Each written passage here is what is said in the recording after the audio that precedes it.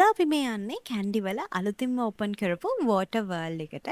ඉතින් මේක ළඟදි තමයි ඒගොල්ලන්ගේ ඕපනින් එක තිබුණේ. ඉතින් අපි කැන්ඩි වල රවුමක් දාන්න ආපු නිසා අපි හිතුවා වෝටර් වර්ල්ඩ් එකටත් ගිහිල්ලාම යනවා කියලා. මෙතන කොහොමද කියලා බලලම යනවා කියලා අපි හිතුවා. ඉතින් මේ එක්ස්පීරියන්ස් එක ඔයාලත් එක්ක ෂෙයා කරගන්න තමයි මේ vlog එක ඔන්න ඔයාලත් එක්ක ගේන්නේ. මුලින්ම කියන්නම් මේකේ ටිකට් එක රුපියල් 1200ක් වෙනවා එක්කෙනෙකුට. පැන්ඩාගේ සයිස් බබාලට නම් ටිකට් ගන්නේ නැහැ. ඒනට ටිකක් ලොකු බබාලට රුපියල් 550ට හාෆ් ටිකට් එකක් තියෙනවා. ඊට පස්සේ රුපියල් 700යි බබාලගේ ටිකට් එකක් වෙන්නේ. ඇත්තටම අපි යන දවසේ සෙනඟ ලොකුවට හිටියේ නැහැ. ටිකක් ක්‍රවුඩ් එකක් හිටියා. අපි මේ ගොඩක් උදේ තමයි මේ ගියේ.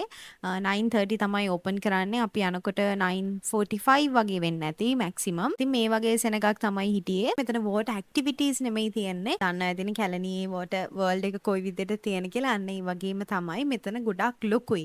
කැලණියේ තැනට වැඩිය. කැන්ඩියාවට ඉන්න කෙනෙක් නම් මේ වෙද්දි ගිහිල්ලත් ඇති. ඉතින් ඔයගොල්ලන්ගේ එක්ස්පීරියන්ස් ෂෙයා කරගෙන යන්න. ස්පෙෂලි මට හිතෙනවා මෙතන අර ඩාක් මාළුන්ට කැමති අය ඉන්නවනේ. මාළු ඇති කරන්න ආස, මාළු ගැන ඉගෙන ගන්න ආස, එක එක જાතියේ මාළුන්ව දකින්න ආස ගොඩාක් අය ඉන්නවා. වඩාගේ යාළුවෙක්ගේ පුතෙකුත් ඉන්නවා. පිස්සු හැටිලා ඉන්නේ මාළුන්ට. ගොඩාක් මාළු ඇති කරනා ගෙදරත්. ඒ වගේ අයට ස්පෙෂලි මෙතන මාර හොඳයි කියලා මට හිතෙනවා. මොකද හැම මාළුවෙක් ගාවම එයාගේ ඒ ඩීටේල්ස් ඔක්කොම තියෙනවා. එයාගේ නේම් එක, ෆොරින් නේම් එක, එතකොට එයා ස්පෙෂල්ටි ඇයි මේ වගේ දේවල් හැම තැනම දාලා තිනවා. ඒ වගේම තමයි මෙතන එක එක රටවල් වලට ආවේනික වෙච්ච මාළුත් මෙතන දාලා තියෙනවා. ඔයගලන්ට වීඩියෝ එකේ දිගට ඉස්සරහට යනකොට පෙන්නන්නම්.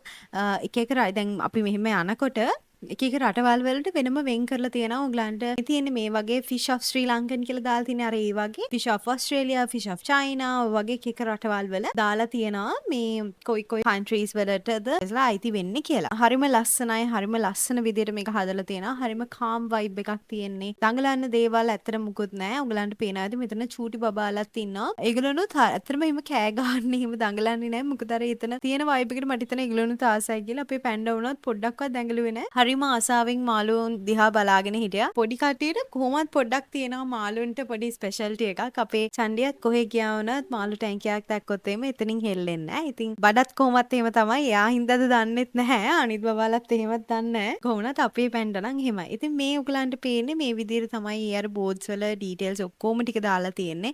එයාලව කොහෙන්ද හොයාගත්තේ සමහර දේවල් සමහර බෝඩ්ස් වල ඇත්තටම තිබුණා. මේ ඔයාලා ඉන්ට්‍රෙස්ටඩ් නම් ඇත්තටම මේ ඒ කියන්නේ ඒගොල්ලන්ගේ තියෙන ස්පෙෂල්ටි එක. ඒගොල්ලන් අර සමහර ඒ කියන්නේ එක එක මාළුන්ගේ එක එක තියෙන විශේෂ දේවල්. ඉතින් හරිම පුදුමයි සමහර දේවල් දැක්කහම උනත්. ඉතින් චූටි මාළුන්ගේ ඉඳලා ලොකු මාළුවන්ට වෙනකම් මෙතන උගලන්ට දේවල් බලා ගන්න පුළුවන්. මාළුන්ට ආස කෙනෙක් නම් කැන්ඩි වල පොඩි රවුමක් දාන්න තැනක් බල බල ඉන්න කෙනෙක් නම් ඔන්න මේක උගලන්ට ලොකු chance එකක්.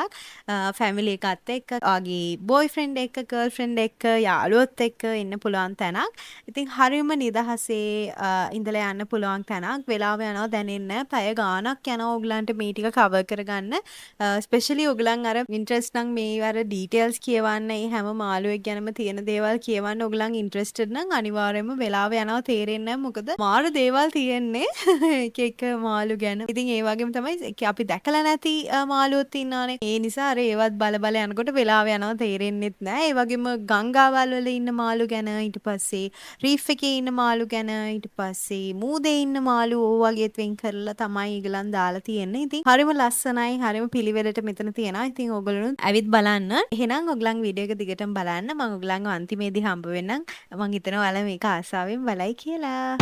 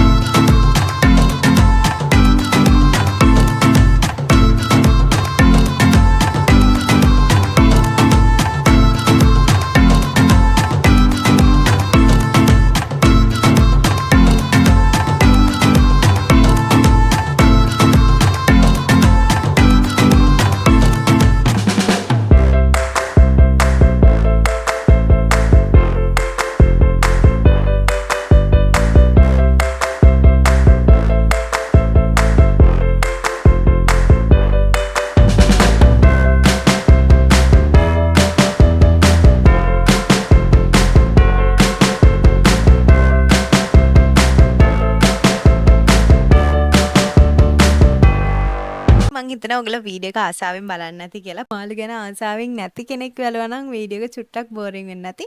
ආසාවෙන් මාළුන්ට ආස කෙනෙක් ඉන්නවා නම් මාළු ඇති කරන කෙනෙක් නම් ආසාවෙන් බලන්න ඇති. එහෙනම් ඔයගොල්ලෝනුත් ගිහිල්ලා බලන්න. මේක සතේ දවස් 7ම ඕපන්. ඔයගලන්ට කෝල් කරලා ඩීටේල්ස් ගන්න පුළුවන්. මං නම්බර් එකක් දාන්නම් පල්ලෙහා ඩිස්ක්‍රිප්ෂන් එකෙන් කමෙන්ට් එකක් විදියටත් දාන්නම්. කැන්ඩියාවට ඉන්න කෙනෙක් නම් ඔයගලන්ට ලේසියෙන් යන්න පුළුවන් තැනක් ස්පෙෂලි.